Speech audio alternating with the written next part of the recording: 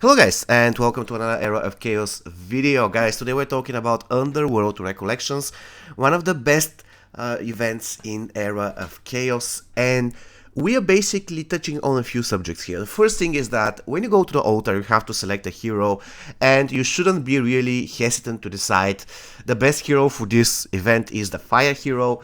Basically, the moment you pass difficulty number 1, you're going to get enough tokens to get him to level 2, and from there on, basically it's going to be pretty easy, because at level 2, the bread and butter of this hero unlocks. The first time an Inferno unit HP falls below 30%, there is a 40% chance of summoning a devil and triggering miracle. Now, and on 4 stars, basically, it improves the special 2, or specialty 2. Basically, it has to be below 50% chance, there's 60% chance of summoning devil.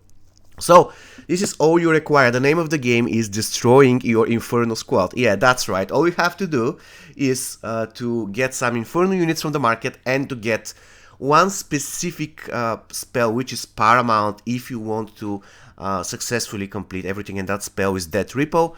In the first stages, you can do it without Death Ripple. Alternatively, you can use, for example, Luna's Ultimate.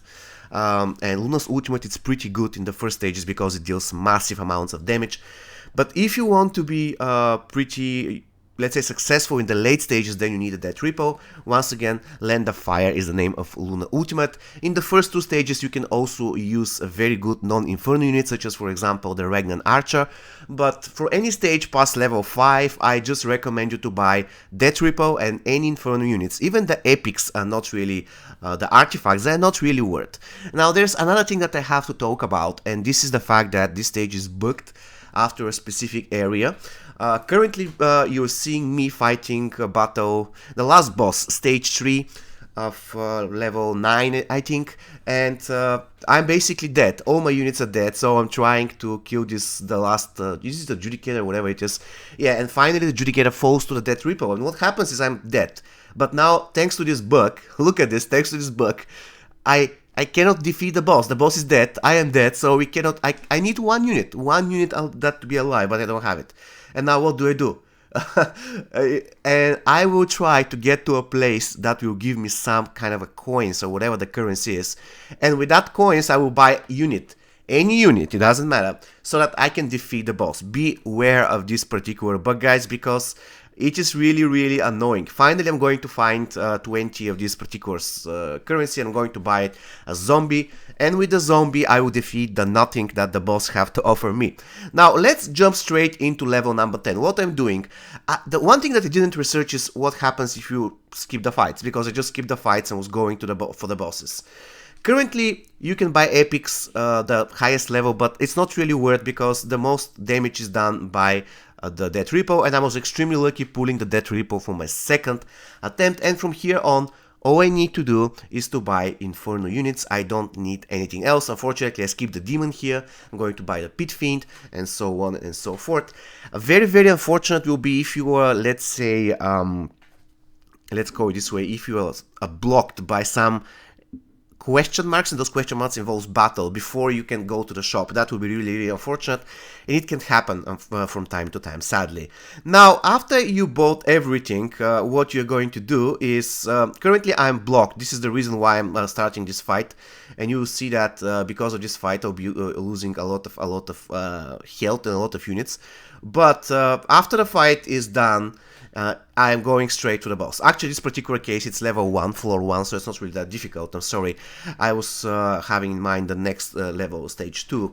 And now I'll be fighting the boss. Just in case, I will check what those question marks can give me. The epics are just fine. It is good to have them, but definitely they're not the, let's say, the thing that will decide your fate in this particular case. I also prefer epics that reduce the damage. For example, if you are less than 50% health, then you get the 50% damage reduction or something like this, or you gain shield. This will be important because after all, you'll be suiciding your Inferno units. Basically, this is what I'm doing here. Do not be afraid to use your Inferno units, because once again, once you go to the market, all that you need is to buy Inferno units. And this is how I defeated stage number 1. And then from stage number 2, unfortunately, I will be stuck, so I have to fight. There is no way around. You see, I have to fight, to get to the market. and those battles are getting more difficult and more difficult. This basically means that I'll be using losing units. Whatever I do, I'll be losing units, and that's unfortunate. But it doesn't matter, because all I have to do, and thank God this time I had some spare units, so all you have to do is use the spare units to defeat the nothingness that the battle has to offer. And after you beat that nothingness, you have to repeat the drill. You know the drill, guys. You buy only Inferno units. Once you are done with that, you're jumping straight to the boss and just destroy the boss by doing Death Repo. And remember, you must have at least 1 or 2 units that you don't use in battle, so that you can defeat the nothingness. Without that, you might get stuck, you might get in a really bad situation.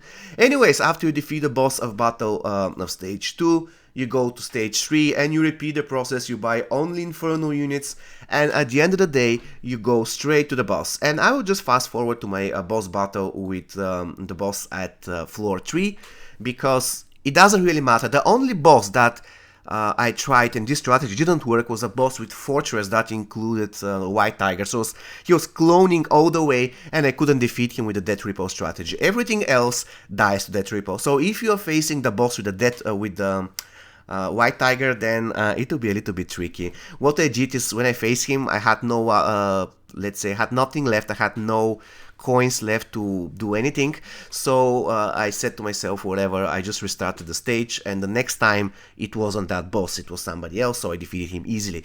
So this is the very last fight. So what I'm doing here is I'm just spamming Death Repo. It is that simple. You don't care about your units.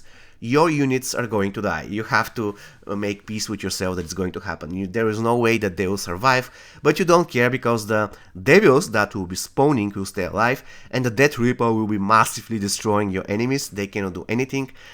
So yeah, basically this is the way you defeat this event, and I find it that's probably the fastest way to defeat it. Now, you can be very unfortunate and not to get Death Repo, but what I notice is that in the later stages, where you need it the most, it drops more often. So I reckon it will be pretty easy job to get it. Finally, the giant goes down, and this is the way you defeat that event.